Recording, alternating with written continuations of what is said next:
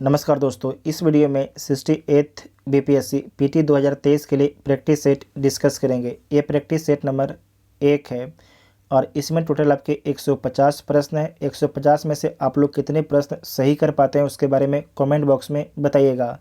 ये मार्केट का सबसे नया प्रैक्टिस सेट है और ये प्रैक्टिस सेट किसका है?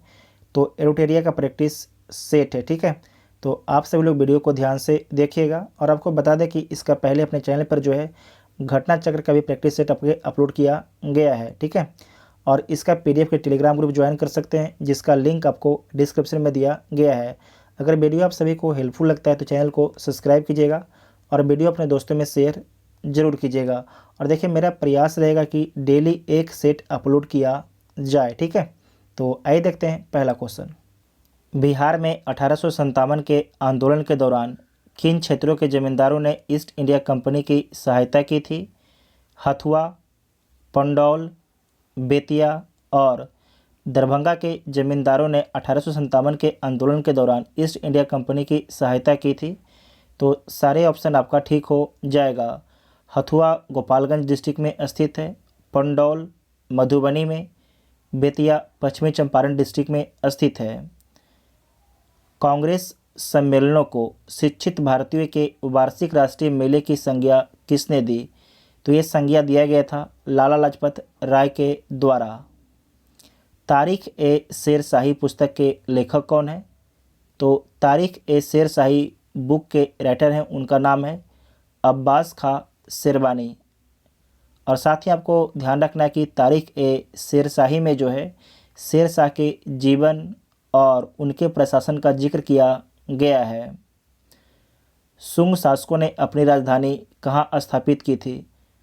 तो शुंग शासकों के द्वारा अपनी राजधानी जो है मध्य प्रदेश के विदिशा में स्थापित किया गया था, मध्य प्रदेश के विदिशा में। बिहार में नोनिया विद्रोह जो 1778 से 1800 ईस्वी के मध्य हुआ था के दौरान निम्न में से कौन सा क्षेत्र आपके प्रभावित हुआ? जो आपके नोनिया विद्रोह हुआ था 1778 से 1800 ईस्वी के बीच में जो है, तो उसमें कौन सा क्षेत्र आपके प्रभावित रहता है? सारण, वैशाली, पूर्णिया, कटिहार। तो आपको ध्यान रखना ये चारों क्षेत्र जो है नोनिया विद्रोह से प्रभावित रहता है।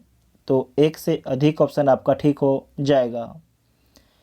मुगल काल में निम्न में से किस व्यवस्था के अंतर्गत खड़ी फसल के आधार पर लगान का अनुमान लगाकर वसूली की जाती थी? इसे आप दोबारा ध्यान से पढ़िएगा कि मुगल काल में, ठीक है, मुगल काल में निम्न में से किस व्यवस्था के अंतर्गत खड़ी फसल के आधार पर लगान का अनुमान लगाकर वसूली की जाती थी? तो नस्ल के आधार पर, ठीक है, नस्ल के आधार पर। तो सी इसका राइट आंसर हो जाएगा। जबकि कश्मीर में आपको याद रखना है इस प्रथा को जो है गल्ला बख्शी बोला जाता था कश्मीर में। बिहार को मुगल साम्राज्य के प्रांत का दर्जा दिया गया। तो बिहार को जो है मुगल साम्राज्य के प्रांत का दर्जा कब दिया गया? तो 1580 में दिया गया। और इस समय अकबर मुगल सम्राट थे। बिहार को जीता कब गया था? तो 1575-76 में जो है बिहार को जीता गया था अकबर के द्वारा। नेक्स्ट पॉइंट है कि किनके नेतृत्व में क्रांतिकारियों ने वायसराय लॉर्ड हार्डिंग की हत्या का असफल प्रयास किया? बहुत ही अच्छा सवाल है कि किनके नेतृत्व में क्रांतिकारियों ने वायसराय लॉर्ड हार्डिंग की हत्या का असफल प्रयास किया?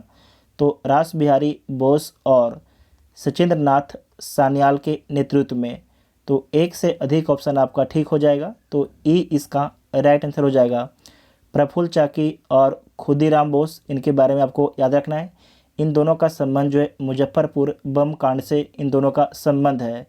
सचिंद्र सान्याल के बारे में याद रखिएगा, इनके बारे में कि 1813 में जो है बिहार में अनुशीलन समिति की स्थापना किया गया था सचिंद्र नाथ सान्याल के द्वारा। ठीक है, इसे नोट कीजिएगा, वेरी वेरी इंपॉर्टेंट पॉइंट है। और एक पॉइंट और पूछा जा सकता है आपसे कि लॉर्ड हार्डिंग पर जो है, ये लॉर्ड हार्डिंग की हत्या का प्रयास कब किया गया था? तो 1912 में किया गया था। नेक्स्ट पॉइंट है बिहार आने वाला पहला अंग्रेज यात्री था, तो उस अंग्रेज यात्री का नाम क्या था? तो उसका नाम है रॉल्फ फिंच। ठीक है, क्या नाम है? रॉल्फ फिंच इसका नाम है। और ये 1580 में बिहार में आता है। बिहार में इसका आने का मकसद था कि बिहार में पता लगाना कि व्यापार है कि नहीं, मतलब जो ईस्ट इंडिया कंपनी है अगर बिहार में व्यापार करने के लिए आती है तो उसे फ़ायदा होगा कि नहीं, ये पता लगाने के लिए रॉल्फ फिंच आपके बिहार में आता है।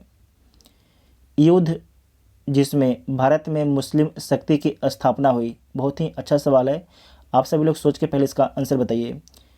युद्ध जिसमें भारत में मुस्लिम शक्ति की स्थापना हुई। तराइन का प्रथम युद्ध कब होता है? तो 1191 में होता है।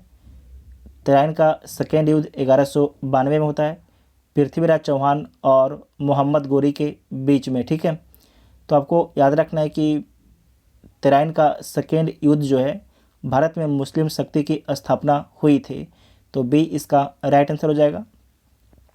पानीपत की पहली लड़ाई कब होता है? तो 1526 में होता है। चंदावर का युद्ध कब होता है? 1528 में चंदावर का युद्ध होता है। आप लोग एक पॉइंट यहाँ पर याद रखिएगा, पहले आपको पानी पिया, ठीक है, पानीपत का युद्ध, उसके बाद खाना खाया, खानवा का युद्ध, चांद देखा, चंदेरी का युद्ध, घर गया, घाघरा का युद्ध। ठीक है, 1526, 1527, 1528 और 1529 घाघरा का युद्ध।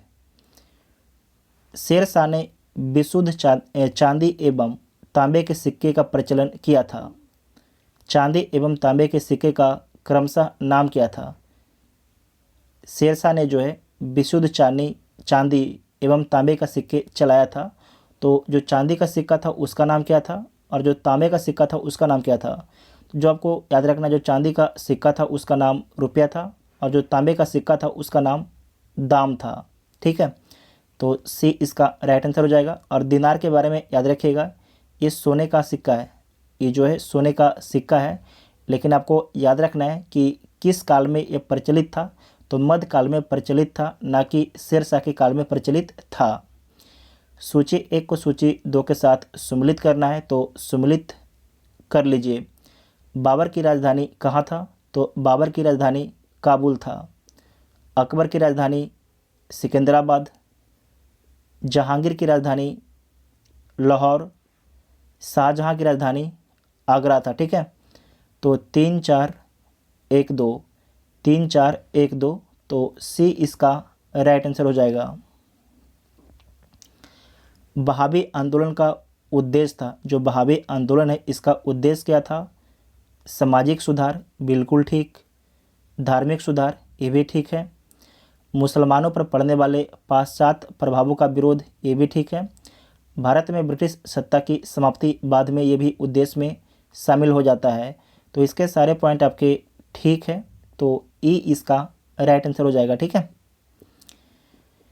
नेक्स्ट पॉइंट है उपनिषदों का फारसी में अनुवाद कहलाता है।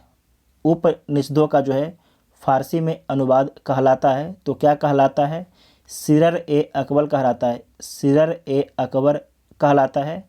और फारसी में अनुवाद जो है उपनिषदों का किसके द्वारा करवाया जाता है? तो दारा शिकोह के द्वारा करवाया जाता है। दारा शिकोह किसका बेटा है? तो शाहजहां का बेटा है। गौतम बुद्ध जो ज्ञान की प्राप्ति गया में खाली स्थान नदी के किनारे एक खाली स्थान वृक्ष के नीचे हुई थे, तो किस नदी? तो आपको याद रखना है निरंजना नदी के किनारे। ठीक है, और आपको याद रखना है कि किस वृक्ष के नीचे? तो पीपल वृक्ष के नीचे। ठीक है, पीपल वृक्ष के नीचे, तो बी ऑप्शन आपका ठीक हो जाएगा। और जो गौतम बुद्ध है अपना प्रथम उपदेश कहाँ देते हैं? तो सारनाथ में अपना प्रथम उपदेश देते हैं। सारनाथ आपको याद रखना है कि वर्तमान उत्तर प्रदेश में स्थित है, वाराणसी इलाके में। फिरोज शाह तुगलक के संदर्भ में निम्नलिखित में से कौन सा कथन आपके सही नहीं है? इसमें से कौन सा कथन आपके गलत है? तो देख लीजिए कौन सा कथन आपके गलत है। वह भारत में नहरों का सबसे बड़ा जाल का निर्माण करने के लिए प्रसिद्ध है, तो बिल्कुल ठीक है। उसने दीवान ए खैरात विभाग को स्थापित किया, जो गरीब मुसलमानों, अनाथ स्त्रियों एवं विधवाओं को आर्थिक सहायता देता था, ये भी ठीक है। वह हक ए सर्ब नामक सिंचाई कर लगाने वाला दिल्ली का पहला सुल्तान था, तो ये भी पॉइंट आपका ठीक था। उसे अशोक के 2 स्तंभों को मेरठ एवं टोपड़ा से दिल्ली लाने का श्रेय दिया जाता है, तो ये भी आपके ठीक है। तो इसके सारे पॉइंट आपके ठीक है, इसमें कोई भी आपके गलत नहीं है, तो इनमें से कोई भी आपके गलत नहीं हो जाएगा, तो ये ऑप्शन आपका ठीक हो जाएगा। किस सुल्तान के काल में खालसा भूमि अधिक पैमाने पर विकसित हुई? तो जो खालसा भूमि है ये राज की भूमि होता है, तो राज की भूमि में विस्तार सबसे अधिक किस शासक के समय में होता है? तो अलाउद्दीन खिलजी के समय में होता है। और जो बाजार नियंत्रण नीति है वो किसके द्वारा दिया गया था? तो अलाउद्दीन खिलजी के द्वारा ही दिया गया था। हम बहुत बड़ी भूल करेंगे यदि हम बिहार की जनता और उसके मंत्रिमंडल को लीग के नेताओं के हिंसक व असभ आक्रमणों के आगे रक्षित छोड़ देंगे। वर्ष 1946 में यह बात किसने कही? तो इस स्टेटमेंट को आप लोग दोबारा पढ़ लीजिए, और ये जो स्टेटमेंट है किसके द्वारा बोला गया था? तो सरदार वल्लभ भाई पटेल के द्वारा यह स्टेटमेंट बोला गया था। मगध के कण्व वंश का संस्थापक था। मगध का जो कण्व वंश है इसका संस्थापक कौन था? तो वसुदेव था। ठीक है, वसुदेव इसका संस्थापक था। किसके द्वारा लंदन में ब्रिटिश इंडिया सोसाइटी की स्थापना की गई? तो लंदन में जो है ब्रिटिश इंडिया सोसाइटी की स्थापना जो है विलियम एडम्स के द्वारा किया गया। विलियम एडम्स के द्वारा किया गया। और कब किया गया? तो 1839 में किया गया था। सुलह ए कुल का सिद्धांत किसके द्वारा प्रतिपादित किया गया था? तो सुलह ए कुल का सिद्धांत जो है अकबर के द्वारा प्रतिपादित किया गया था। ठीक है, अकबर के द्वारा। तथाकथित कुशासन के आधार पर किस गवर्नर जनरल ने मैसूर राज्य के प्रशासन को अपने अधीन ले लिया था? तो किसके द्वारा ले लिया गया था? लॉर्ड विलियम बेंटिक के द्वारा ले लिया गया था 1831 में। ठीक है, 1831 में। साथ ही बेंटिक के बारे में और भी याद रखिएगा कि 1834 में जो है कुर्ग को भी अपने अधीन कर लेता है। कुर्ग को भी जो है अपने अधीन कर लेता है। जो वेंटिक है इसका शासनकाल 1828 से 1835 तक इसका शासनकाल रहता है। ठीक है, सती प्रथा पर रोक लॉर्ड विलियम बेंटिक के द्वारा ही लगाया जाता है 1829 में राजा राम मोहन राय के प्रयासों से। वेद समाज का संस्थापक निम्न में से कौन था? जो वेद समाज है उसका संस्थापक कौन थे? तो शिव नारायण अग्निहोत्री थे। शिव नारायण अग्निहोत्री थे। नेक्स्ट पॉइंट है कि विधवा पुनर्विवाह अधिनियम, विधवा पुनर्विवाह अधिनियम किसके शासन में क्रियान्वित किया गया? तो विधवा पुनर्विवाह अधिनियम आपको याद रखना कि 1856 में आता है, और इस समय जो शासन था लॉर्ड कैनिंग का था। लॉर्ड कैनिंग का शासन था। और लॉर्ड कैनिंग के बारे में याद रखिएगा कि भारत का अंतिम गवर्नर जनरल कौन था? तो लॉर्ड कैनिंग था। और भारत का प्रथम वाइसराय कौन था? तो लॉर्ड कैनिंग था। 1857 की क्रांति के समय भारत का गवर्नर जनरल कौन था? तो लॉर्ड कैनिंग था। ठीक है, नेक्स्ट पॉइंट है कि निम्न युग्मों में से कौन सा सही सुमेलित है? कौन आपके इसमें सही सुमेलित है? तो देख लीजिए। लॉर्ड कॉर्नवालिस अस्थाई बंदोबस्त लाया गया, तो ठीक बात है। और कब लाया गया? 1793 में। लॉर्ड वेलेस्ली चौतराईपूर्ण निष्क्रियता, तो ये आपके गलत है। चौतराईपूर्ण निष्क्रियता जो है किसके शासनकाल में लाया गया था? तो लॉर्ड लॉरेंस के शासनकाल में लाया गया था। लॉर्ड लॉरेंस के शासनकाल में लाया गया था। उसके बाद है सहायक संधि, ये आपके वेलेस्ली के शासनकाल में लाया गया था। वेलेस्ली के शासनकाल में लाया गया था। उसके बाद है भारतीय राष्ट्रीय कांग्रेस की स्थापना जो है डफरिन, ठीक है, डफरिन के शासनकाल में जो है भारतीय राष्ट्रीय कांग्रेस की स्थापना होता है 1885 में। इसके प्रथम अध्यक्ष कौन बनते हैं? तो बेमस चंद्र बनर्जी इसके प्रथम अध्यक्ष बनते हैं। और भारतीय राष्ट्रीय कांग्रेस की स्थापना A.O. ह्यूम के द्वारा किया जाता है। निम्नलिखित में से किन व्यक्तियों ने द्वितीय गोलमेज सम्मेलन में भाग लिया? पहला गोलमेज सम्मेलन कब हुआ था? तो 1930 में हुआ था। दूसरा 1931 में, और तीसरा 1932 में हुआ था। तो कांग्रेस केवल जो है दूसरा गोलमेज सम्मेलन में भाग लेता है और कांग्रेस का नेतृत्व महात्मा गांधी करते हैं। तो पूछा गया कि द्वितीय गोलमेज सम्मेलन में भाग लिया महात्मा गांधी, सरोजिनी नायडू, मदन मोहन मालवीय, मौलाना आज़ाद ये नहीं लेते हैं। तो 1, 2, 3 हो जाएगा, तो डी इसका राइट आंसर हो जाएगा। 1904 ईस्वी में क्रांतिकारियों की गुप्त संस्था अभिनव भारत का गठन किया। तो किसके द्वारा किया गया था? बी.डी. सावरकर के द्वारा जो है 1904 में अभिनव भारत का गठन किया गया था। और जो आपको याद रखना है कि जो अभिनव भारत है इसका पहले क्या नाम था? तो इसका पहले नाम था मित्र मेला। और जो मित्र मेला है इसकी स्थापना कब किया गया था? तो 1899 में किया गया था। 1899 में किया गया था मित्र मेला का स्थापना। जो ये मित्र मेला है बाद में इसे अभिनव भारत में बदल दिया गया 1904 में। अगस्त सन 1923 के बनारस हिंदू महासभा के अधिवेशन की अध्यक्षता की तो किसके द्वारा किया गया था? तो स्वामी श्रद्धानंद के द्वारा किया गया था। स्वामी श्रद्धानंद के द्वारा किया गया था। 14 जून 1947 को कांग्रेस के दिल्ली अधिवेशन में भारत के विभाजन का प्रस्ताव स्वीकृत हुआ।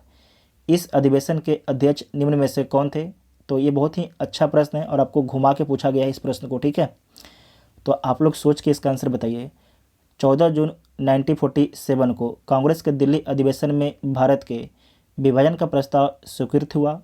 इस अधिवेशन के अध्यक्ष निम्न में से कौन थे? तो इसके अध्यक्ष थे आचार्य जे.बी. कृपलानी। आचार्य जे.बी. कृपलानी थे। बंगभंग विरोधी आंदोलन प्रारंभ किस तिथि से हुआ? बंगभंग विरोधी आंदोलन जो है प्रारंभ किस तिथि से होता है? तो 7 अगस्त 1905 को होता है।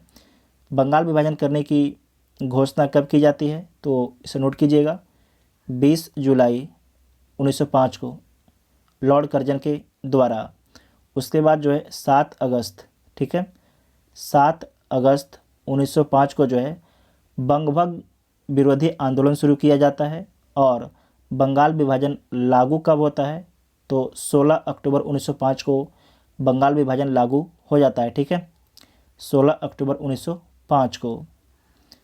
गांधी के नाम के पहले महात्मा जोड़ा गया तो किसके द्वारा जोड़ा गया? गांधी के नाम के पहले जो है महात्मा जोड़ा गया तो किसके द्वारा जोड़ा गया?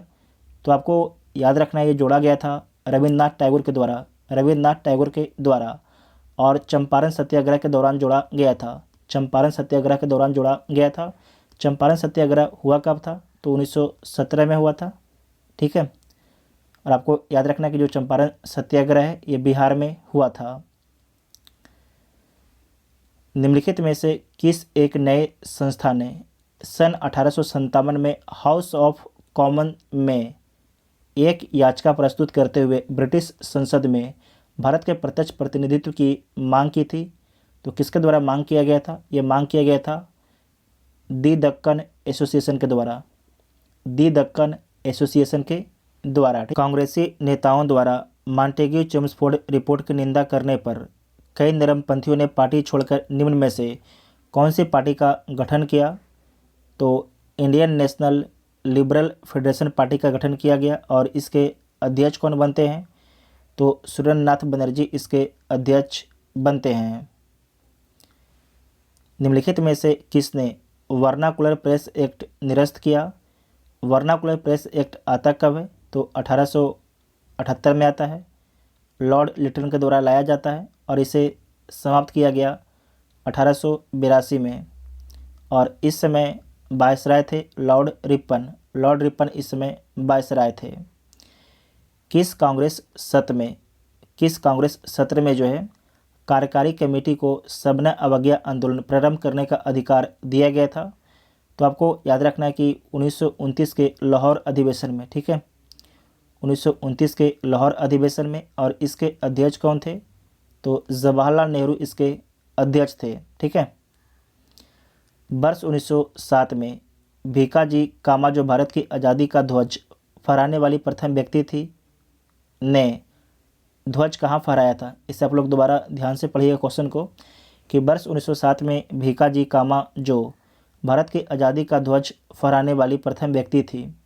वो कहाँ ध्वज फहराया था? तो इनके द्वारा स्टुअर्ट गार्ड में जो है ध्वज फहराया गया था, स्टुअर्ट गार्ड जर्मनी में। ठीक है, इसे नोट कीजिएगा, वेरी वेरी इंपॉर्टेंट पॉइंट है। भारत में अंग्रेजों ने प्रथम मदरसा कहाँ स्थापित किया था? तो जो प्रथम मदरसा था 1781 में स्थापित किया गया था कोलकाता में। और इसकी स्थापना किसके द्वारा किया गया था? तो स्थापना जो है वारेन हेस्टिंग्स के द्वारा किया गया था, वारेन हेस्टिंग्स के द्वारा किया गया था। और यहाँ पढ़ाया क्या जाता था? तो फारसी, अरबी तथा मुस्लिम लॉ पढ़ाया जाता था। सर्वेंट ऑफ इंडिया सोसाइटी के संस्थापक कौन थे? तो गोपाल कृष्ण गोखले। इसकी स्थापना 1905 में किया गया था। तो जो सर्वेंट ऑफ इंडिया सोसाइटी है इसके संस्थापक कौन थे? तो गोपाल कृष्ण गोखले थे। निम्नलिखित में से किसने सोम प्रकाश नामक समाचार पत्र शुरू किया? तो सोम प्रकाश नामक जो समाचार पत्र है इसका प्रकाशन ईश्वर चंद्र विद्यासागर के द्वारा शुरू किया गया था। और आपको याद रखना है कि वर्नाकुलर प्रेस एक्ट जो है कब आता है? तो 1878 में आता है। और वर्नाकुलर प्रेस एक्ट के तहत प्रथम कार्रवाई किस पर किया गया? तो सोम प्रकाश पर ही किया गया था। तो बी इसका राइट आंसर हो जाएगा। आज़ाद हिंद सरकार के निर्माण की घोषणा की गई, तो कब की गई? 21 अक्टूबर 1943 को, 21 अक्टूबर 1943 को की गई। बिहार में अलग प्रांत के लिए, बिहार में जो है अलग प्रांत के लिए आंदोलन, जिसके परिणाम स्वरूप वर्ष 1911 में बिहार एवं उड़ीसा के नए प्रांत का निर्माण हुआ, का नेतृत्व किया था। तो इसका नेतृत्व किसके द्वारा किया गया था? इसका नेतृत्व जो है सच्चिदानंद सिन्हा और महेश नारायण के द्वारा किया गया था। सच्चिदानंद सिन्हा और महेश नारायण के द्वारा किया गया था। यहाँ पर आपको याद रखना है कि 1911 में जो है दिल्ली दरबार में घोषणा किया गया कि बिहार जो है बंगाल से अलग होगा। और ऑफिशियली गजट में कब प्रकाशित किया गया? तो 22 मार्च 1912 को। और ये लागू कब होता है? तो 1 अप्रैल 1912 को। उस समय आपको याद रखना है कि बिहार, झारखंड और उड़ीसा तीनों एक ही में थे। ठीक है, तीनों एक ही में थे।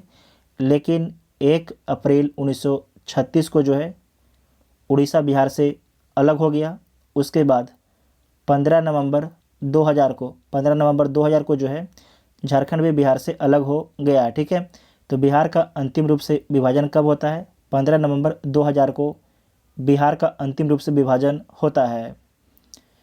सूती कपड़ों के टुकड़े के अवशेष निम्नलिखित में से किस हड़प्पा स्थल से मिले हैं? तो कहाँ से मिला है? मोहनजोदड़ो से मिला है। ठीक है, मोहनजोदड़ो से मिलता है। संगम साहित्य निम्नलिखित में से किससे संबंधित है? संस्कृत से, तमिल से, तेलुगु, कन्नड़। तो जो संगम साहित्य है इसका संबंध तमिल से है, इसका संबंध जो है तमिल से है। कौन भारत में आए विदेशी आक्रमणकारियों का सही क्रम है? तो सबसे पहले हिंद यमन आते हैं, उसके बाद शक, शक के बाद हिंद पार्थियन, और पार्थियन के बाद आपके कुषाण आते हैं। यहाँ पर देखिए कैसे याद रखिएगा आप लोग कि हिंद यमन जो है भारत में शक्कर खाने के लिए आते हैं। शक्कर खा के ये क्या बनना चाहते हैं? पहलवान बनना चाहते हैं। लेकिन जब ये शक्कर खाते हैं पहलवान बनने के लिए, लेकिन इनको जो है कुपोषण हो जाता है। क्या हो जाता है? इनको कुपोषण हो जाता है। ठीक है, इस प्रकार से याद रखिएगा, हमने तो इसी प्रकार से इसे याद किया था। हिंद यमन, शक, हिंद पार्थियन और कुषाण। तो सी इसका राइट आंसर हो जाएगा। कांचीपुरम निम्नलिखित में से किसकी राजधानी थी? कांचीपुरम निम्नलिखित में से किसकी राजधानी थी? तो पल्लव की राजधानी थी। अरब यात्री इब्न बतूता किस सुल्तान के काल में भारत आया? बहुत ही अच्छा सवाल है। तो एमबीटी के समय में भारत में आता है, मोहम्मद बिन तुगलक के समय में आता है। और मोहम्मद बिन तुगलक इसे दिल्ली का काजी नियुक्त करता है। साथ ही आपको याद रखना है कि इब्न बतूता को जो है एमबीटी चीन में चीन के लिए अपना राजदूत बना के भेजता है। ठीक है, नेक्स्ट पॉइंट है कि ऑक्सीटोसिन हार्मोन का स्राव किस ग्रंथि से होता है?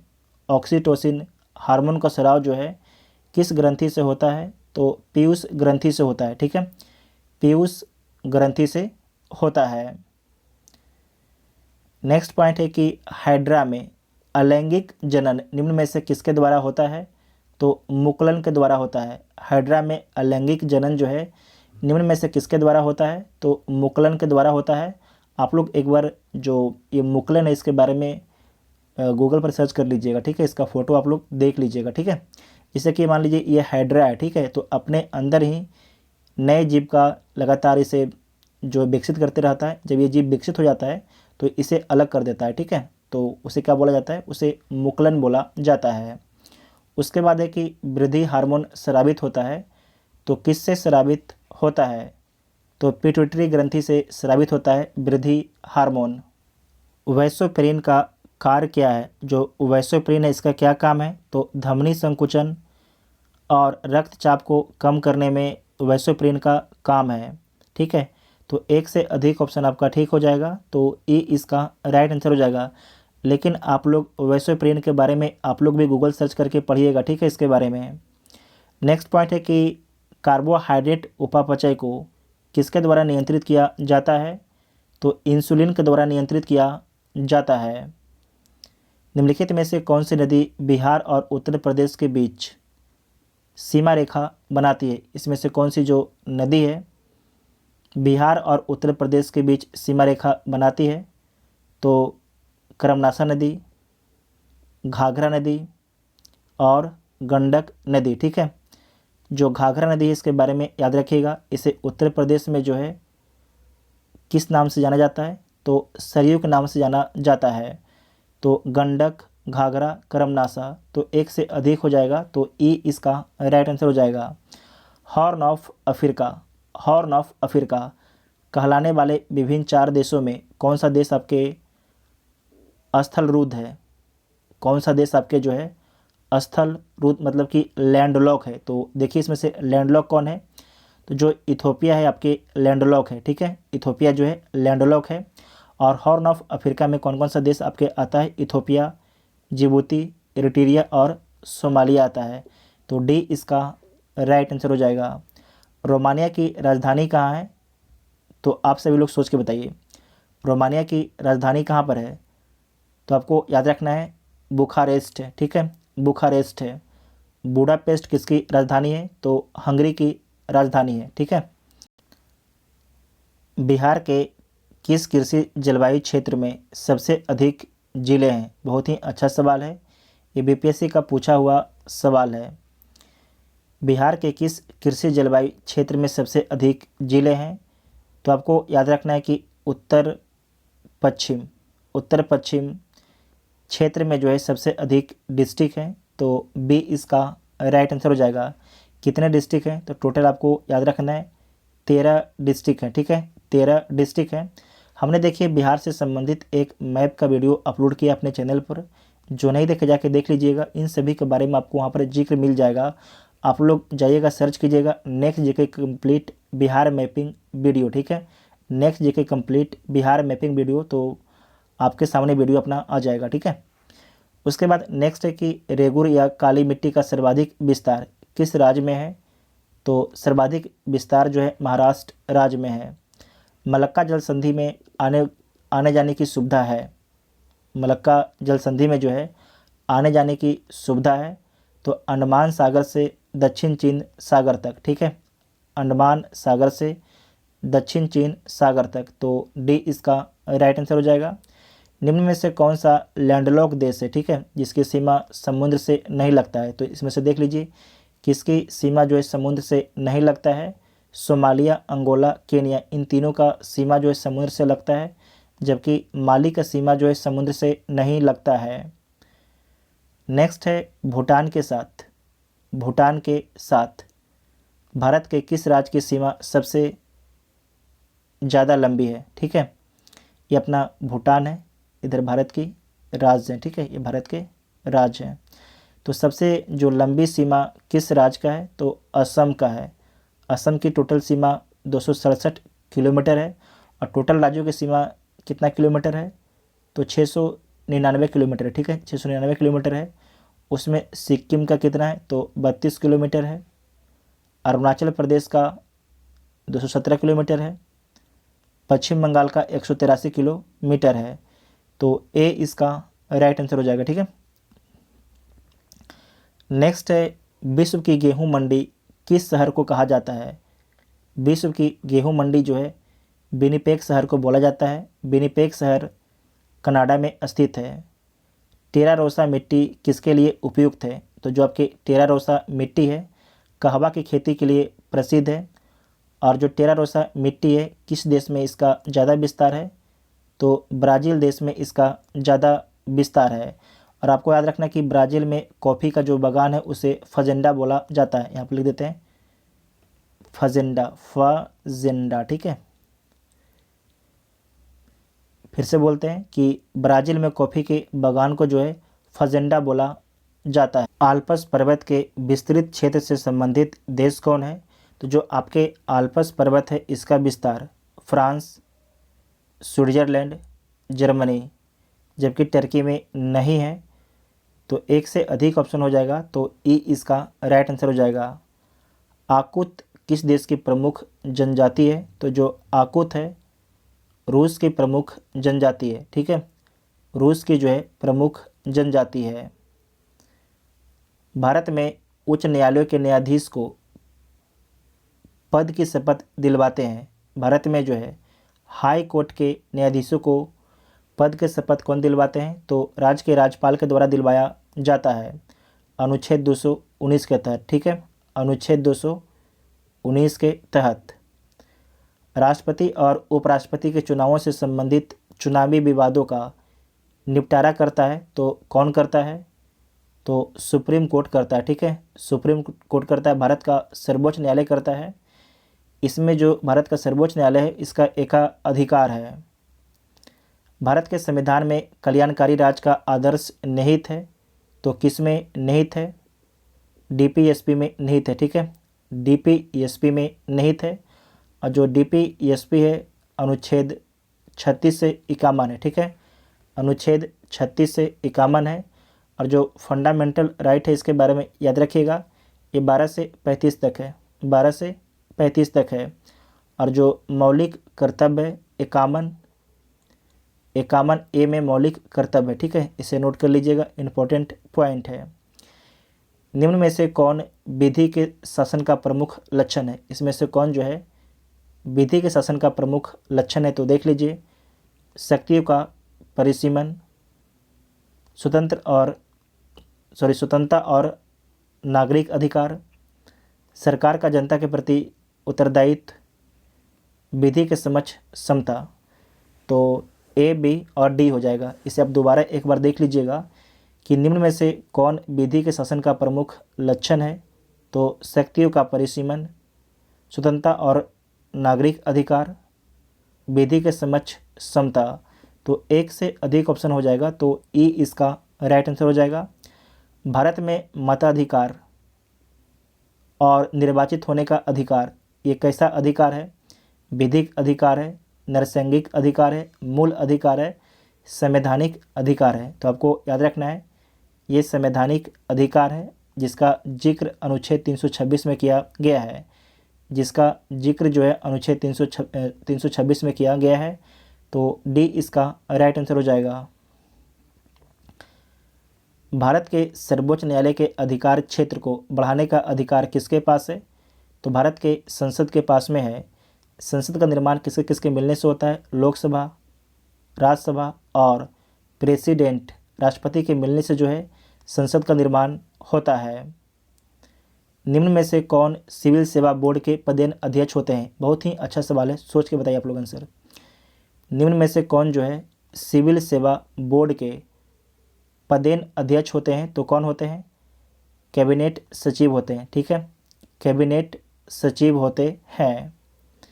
निम्नलिखित में से कौन भारत के संविधान के तहत नागरिकों का मौलिक कर्तव्य, इसमें से कौन जो है नागरिकों का मौलिक कर्तव्य? तो देख लीजिए, पड़ोसी देशों के लोगों के साथ मैत्रीपूर्ण सहयोग बनाना, ये गलत है। राष्ट्रीय महत्व के स्मारकों का संरक्षण करना, ना कि दौरा करना, ये भी गलत है। देश की रक्षा करने के लिए और ऐसा करने पर राष्ट्रीय सेवा प्रदान करना, जब ऐसा आह्वान किया जाए तो ये तो ठीक है। भारत के धर्म के बारे में अधिक से अधिक जानना, ये भी आपके गलत है। तो सी इसका राइट आंसर हो जाएगा। और आपको याद रखना कि कितना मौलिक कर्तव्य है, तो 11 मौलिक कर्तव्य है, 51 ए में है, ठीक है, 51 ए में है। और आपको याद रखना कि स्वर्ण सी समिति की सिफारिश पर जो है हमारे संविधान में मौलिक कर्तव्य को जोड़ा गया है। और मौलिक कर्तव्य को किस देश से लिया गया है, तो रसिया से लिया गया है। उसके बाद है निषेध, मतलब कि रोक। निषेध का रिट उच्चतम या सुप्रीम कोर्ट या हाई कोर्ट, ठीक है, सुप्रीम कोर्ट या हाई कोर्ट द्वारा जारी किया जाता है। तो सारे ऑप्शन को आप लोग ध्यान से पढ़ लीजिए। एक अवर न्यायालय या अधिकरण को उसके अधिकार क्षेत्र से अधिक या प्राकृतिक न्याय के नियमों के विपरीत कार्य करने से रोकना।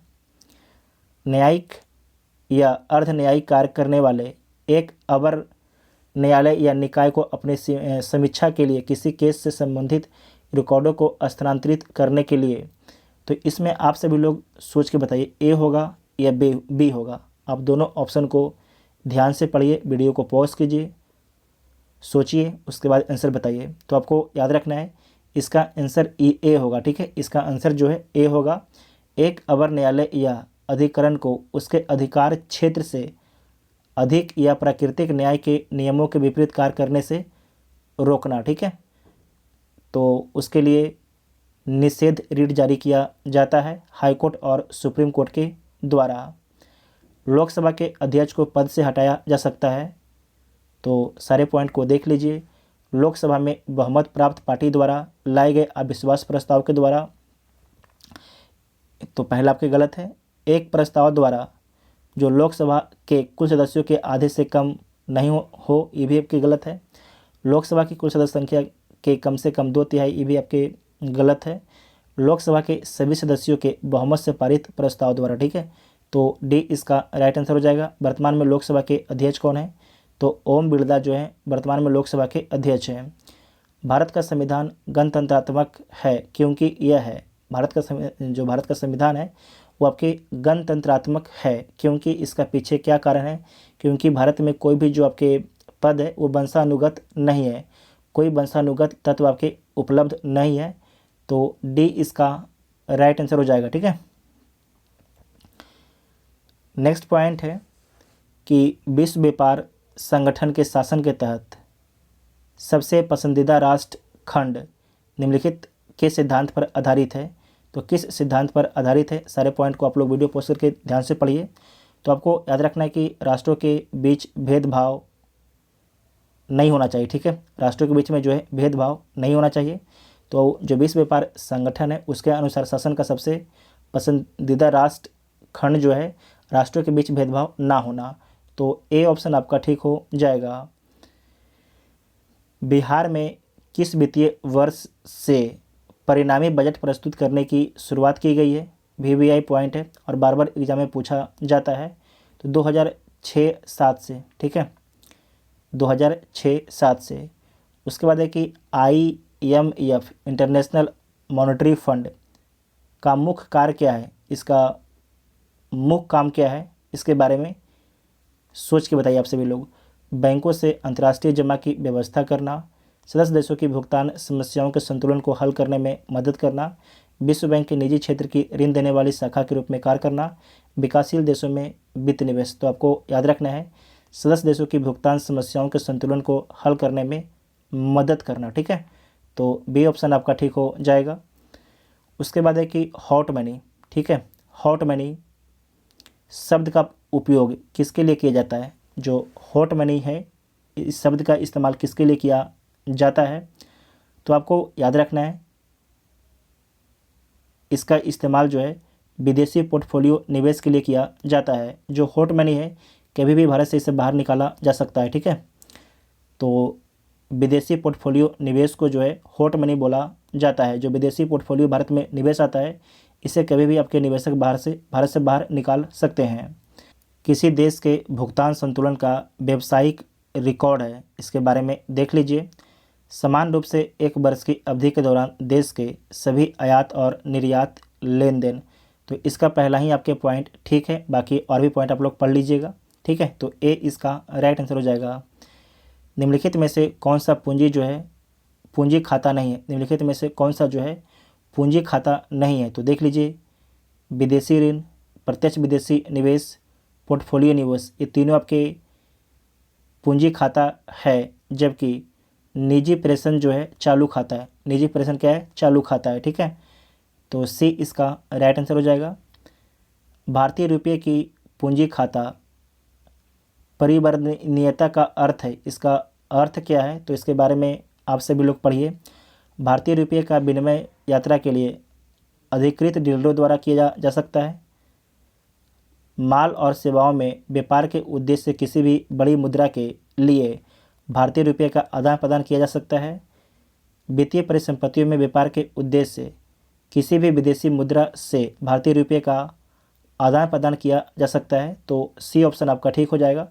तो सी इसका राइट आंसर हो जाएगा। ठीक है, नेक्स्ट है कि भारत में विदेशी मुद्रा का भंडार का रख रखाव कौन करता है? भारत में जो विदेशी मुद्रा है उसका रख रखाव कौन करता है? तो भारतीय रिजर्व बैंक करता है। ठीक है, भारतीय रिजर्व बैंक करता है। जो भारतीय रिजर्व बैंक है इसकी स्थापना 1935 में किया गया था और इसका हेडक्वार्टर मुंबई में है, वर्तमान में मुंबई में है।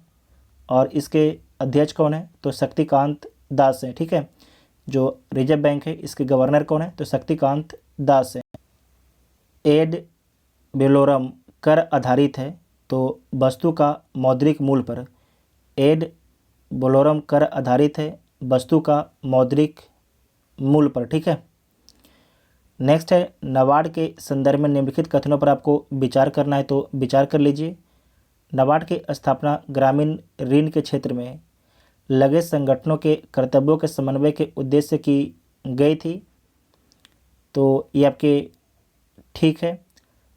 नाबार्ड से पहले नाबार्ड का कार्य भारतीय रिजर्व बैंक के द्वारा किया जाता था, तो ये भी आपके ठीक है।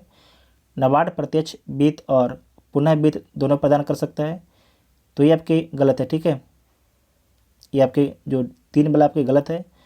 और आपको याद रखना है जो नाबार्ड है, नाबार्ड की स्थापना कब किया गया था? तो 1982 में किया गया था। ठीक है, और जो नाबार्ड है इसका हेडक्वार्टर कहाँ पर है? तो मुंबई में इसका हेडक्वार्टर है। तो इसमें आपके 3 गलत हो जाएगा, केवल आपके सही जो है, तो सही कौन हो जाएगा? 1 और 2 आपके सही है। ठीक है, तो ए ऑप्शन इसका ठीक हो जाएगा। ए ऑप्शन आपका ठीक हो जाएगा। ठीक है, उसके बाद नेक्स्ट क्वेश्चन है कि भारत में कंपनियों के विलय और अधिग्रहण को विनियमित रेगुलेट कौन करता है? बहुत ही अच्छा सवाल है, आप लोग पेपर में बार बार इसके बारे में पढ़ते भी रहते होंगे। ठीक है, कि भारत में कंपनियों के विलय और अधिग्रहण को कौन रेगुलेट करता है? तो भारत का प्रतिस्पर्धा आयोग करता है। ठीक है, भारत का प्रतिस्पर्धा आयोग जो है करता है, तो बी इसका राइट आंसर हो जाएगा। प्रतिस्पर्धा आयोग अधिनियम कब आता है? तो 2002 में आता है, 2002 में। और आपको याद रखना है कि लागू कब होता है? तो जनवरी 2003 में लागू होता है। ठीक है, जनवरी 2003 में लागू होता है। उसके बाद है कि न्यूनतम समर्थन मूल्य के बारे में निम्नलिखित कथनों पर आपको विचार करना है, तो विचार कर लीजिए। न्यूनतम समर्थन मूल्य आर्थिक मामले की कैबिनेट समिति द्वारा प्रस्तावित किया जाता है, तो ये आपके गलत है। ये किसके द्वारा प्रस्तावित किया जाता है? तो कृषि लागत और मूल्य आयोग के द्वारा। न्यूनतम समर्थन मूल्य को कृषि लागत और कीमतों के लिए आयोग द्वारा मंजूरी दी जाती है, तो इस सरकार के द्वारा मंजूरी दिया जाता है। ठीक है, एमएसपी के स्तर पर नीति आयोग अंतिम निर्णय लेता है, तो ये भी आपके गलत है। अंतिम निर्णय सरकार का होता है। ठीक है, तो इसमें सारे के सारे पॉइंट ही आपके गलत है। ठीक है, कोई भी पॉइंट आपके सही नहीं है। इसमें पूछा गया है कि उपरोक्त कथनों में से कौन सा कथन आपके सही नहीं है, तो इसमें कोई भी आपके सही नहीं है, तो डी ऑप्शन आपका ठीक हो जाएगा। ठीक है, डी ऑप्शन आपका ठीक हो जाएगा। उसके बाद नेक्स्ट है कि हाल ही में किस शहर में 17वां प्रवासी भारतीय दिवस आयोजित किया गया है? तो कहाँ पर आयोजित किया गया है? मध्य प्रदेश के इंदौर में किया गया है। और आपको याद रखना है कि 17वां प्रवासी भारतीय दिवस पर जो है मुख्य अतिथि कौन थे? तो गुयाना के राष्ट्रपति थे, मोहम्मद इरफान थे। ठीक है, मोहम्मद इरफान थे, इसे नोट कीजिएगा, इम्पोर्टेंट पॉइंट है। और विषय क्या था, थीम क्या था? तो प्रवासी अमृत काल में भारत की प्रगति के लिए विश्वसनीय भागीदार इस बार का आपका थीम था, इसे नोट कर लीजिएगा, इम्पोर्टेंट पॉइंट है।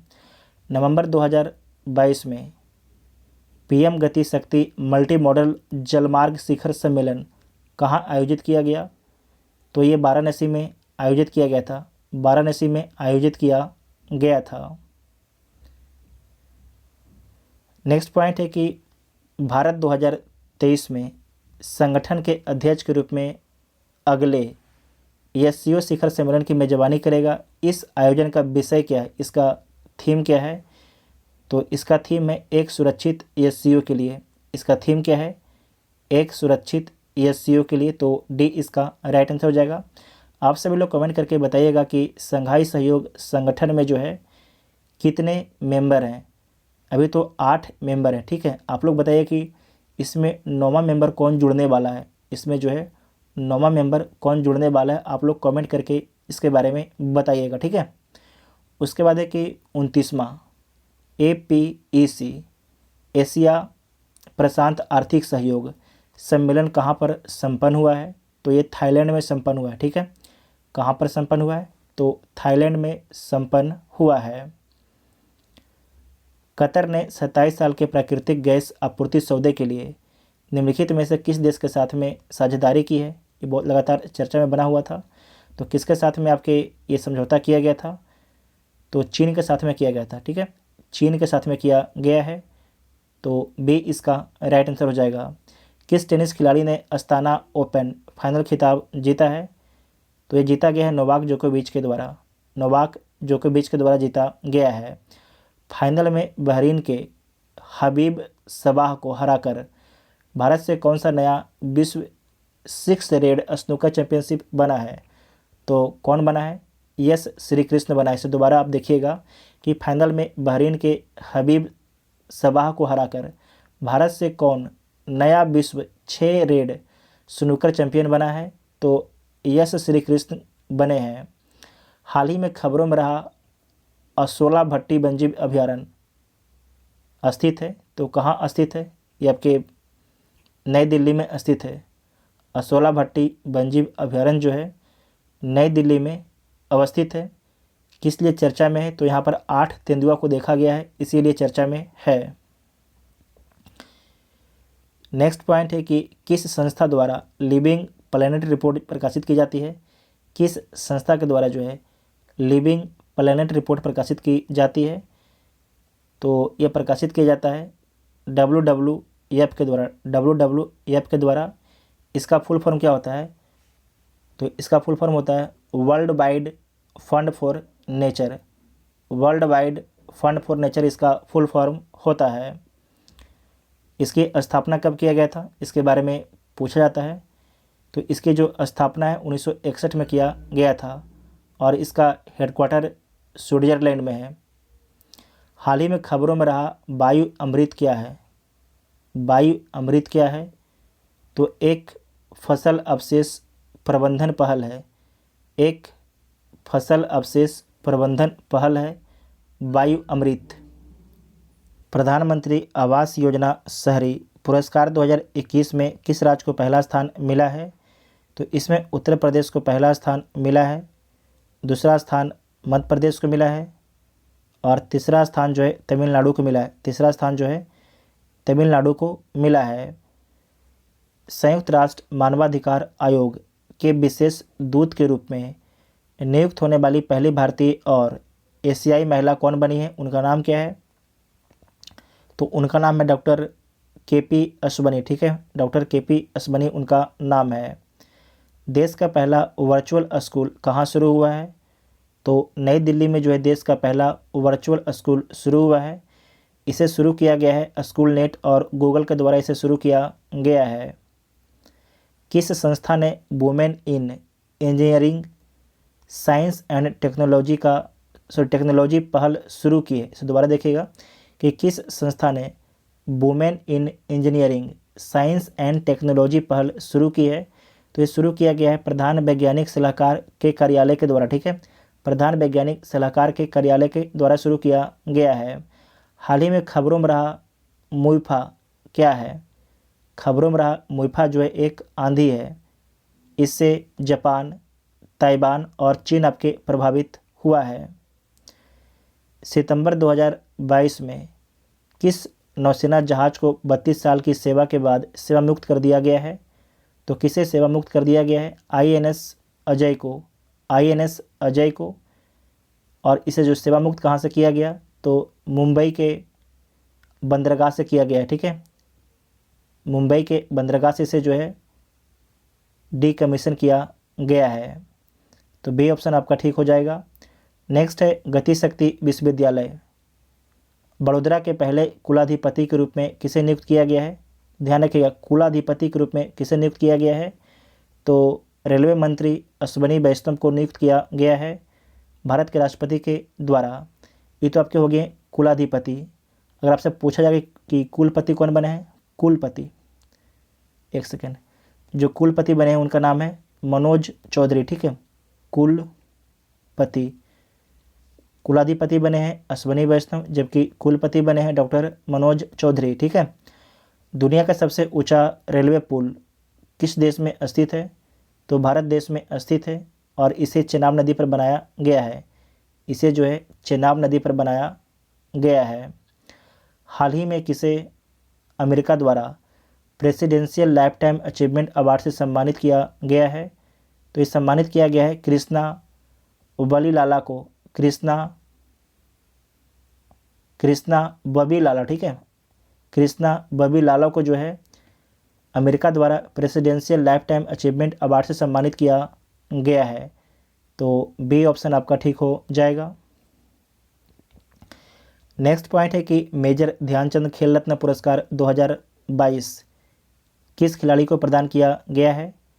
तो अचत शरद कमल को प्रदान किया गया है। अचत शरद कमल को प्रदान किया गया है। हाल ही में भारतीय रिजर्व बैंक ने किस देश के मौद्रिक प्राधिकरण के साथ मुद्रा अदला बदली के समझौते पर सिग्नेचर किया है? तो किसके साथ सिग्नेचर किया गया है हाल ही में? तो मालदीव के साथ में किया गया है, मालदीव के साथ में किया गया। प्रधानमंत्री नरेंद्र मोदी ने 11वीं शताब्दी के भक्ति संत रामानुजाचार्य की स्मृति में 216 फीट ऊंची स्टैचू ऑफ इक्वलिटी राष्ट्र को समर्पित की। ये कहाँ पर स्थित है? तो ये कहाँ पर स्थित है? तो हैदराबाद में स्थित है, ठीक है। हैदराबाद में स्थित है। जो आपके स्टैचू है उससे संबंधित अपने चैनल पर एक वीडियो है। जितने भी भारत में स्टैचू स्थापित किए गए हैं उन सभी को केवल एक वीडियो में कवर किया गया है, तो आप लोग जाके वीडियो को देख सकते हैं, ठीक है। उसके बाद नेक्स्ट पॉइंट है कि किस देश ने रहने योग्य संभावित ग्रहों की पहचान करने के लिए आर्टिफिशियल इंटेलिजेंस आधारित एल्गोरिदम तैयार किया है?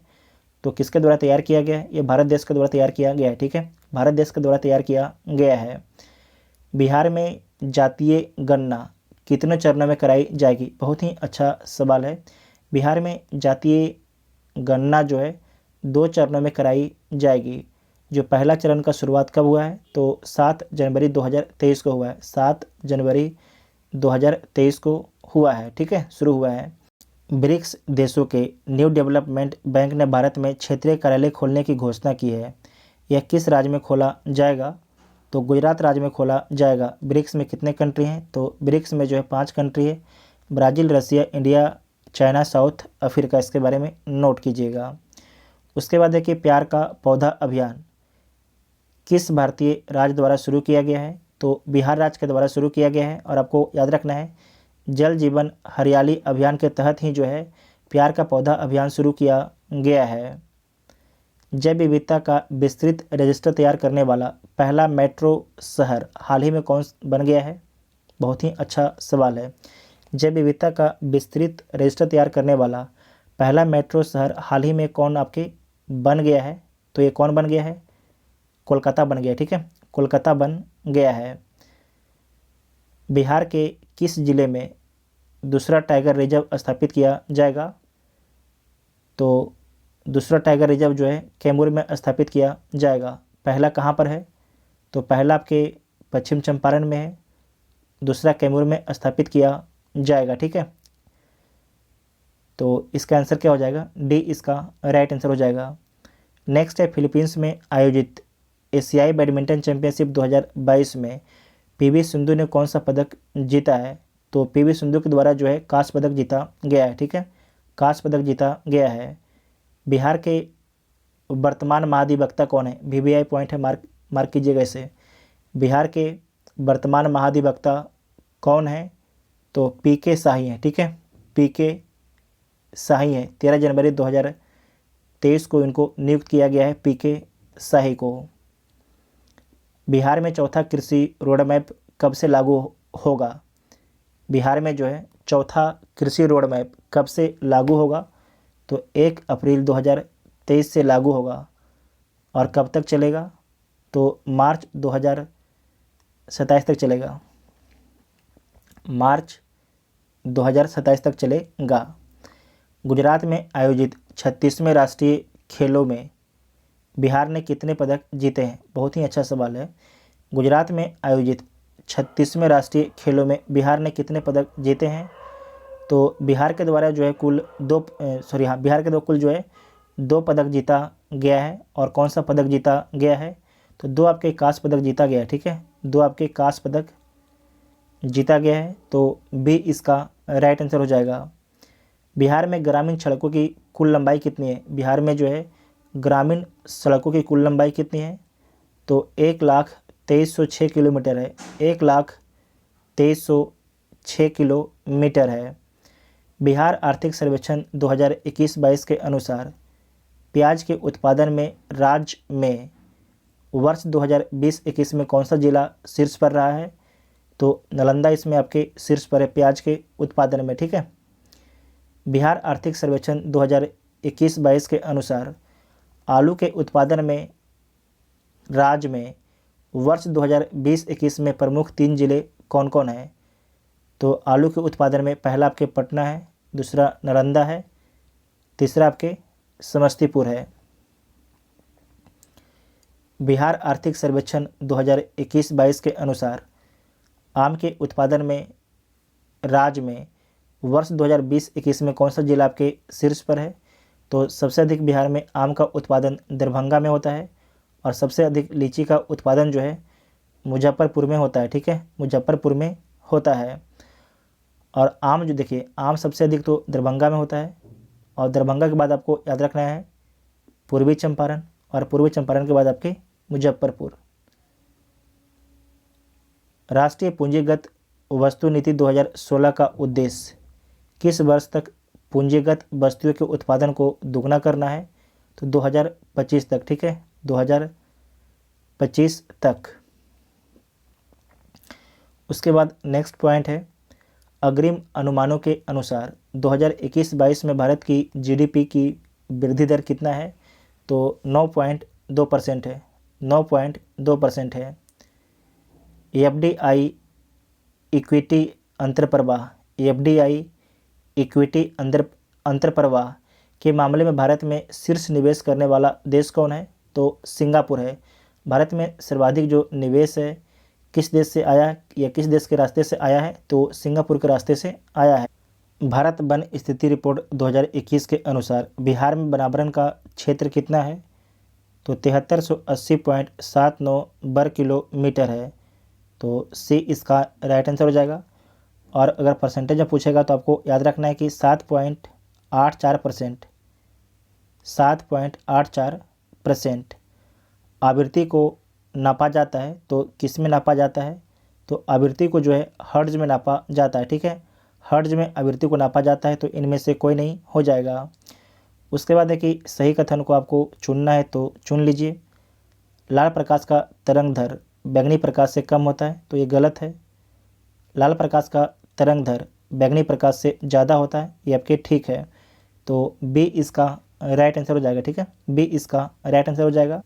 विद्युत मोटर में विद्युत ऊर्जा को जो है यांत्रिक ऊर्जा में बदला जाता है। तो सी इसका राइट आंसर हो जाएगा।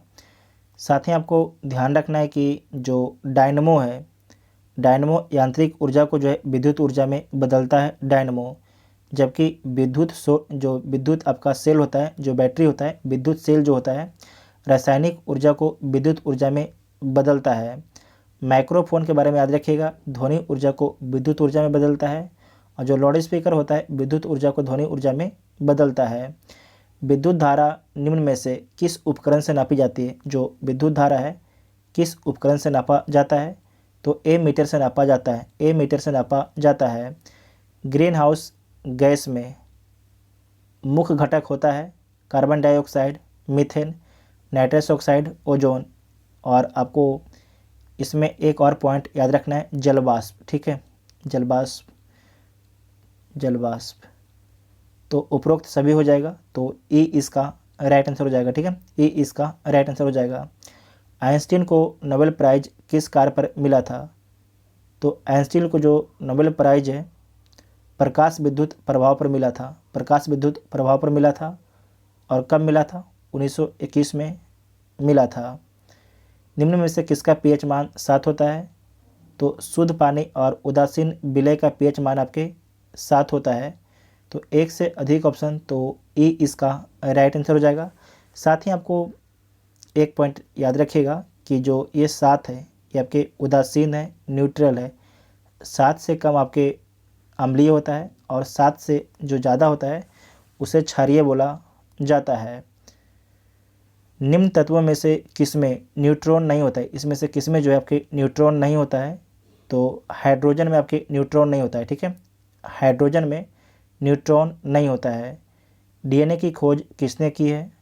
तो डीएनए की खोज जो है फ्रेडरिक मिशर ने किया है, फ्रेडरिक मिशर के द्वारा किया गया है डीएनए का खोज। जबकि जेम्स वाटसन एवं फ्रांसिस क्रिक के बारे में आपको याद रखना है कि इनके द्वारा जो है डबल हेलिक्स मॉडल दिया गया था। तो इनमें से कोई नहीं हो जाएगा, तो ई इसका राइट आंसर हो जाएगा। उसके बाद नेक्स्ट है कि ट्राइग्लिसराइड क्या है? ट्राइग्लिसराइड क्या है? तो एक बसा है। ठीक है, एक बसा है। उसके बाद है इलेक्ट्रोएन्सेफेलोग्राम, निम्न में से किसकी निगरानी के लिए उपयोग होता है? इलेक्ट्रोएन्सेफेलोग्राम निम्न में से किसकी निगरानी के लिए उपयोग में आता है? तो मस्तिष्क की निगरानी के लिए इसका इस्तेमाल किया जाता है।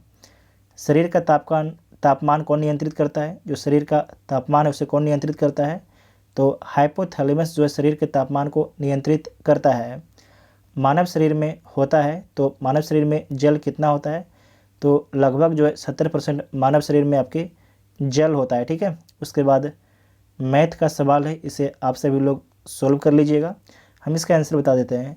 141 का ए हो जाएगा, 142 का आपका सी है। उसके बाद 143 में ए, 144 ए, 145 का सी, 146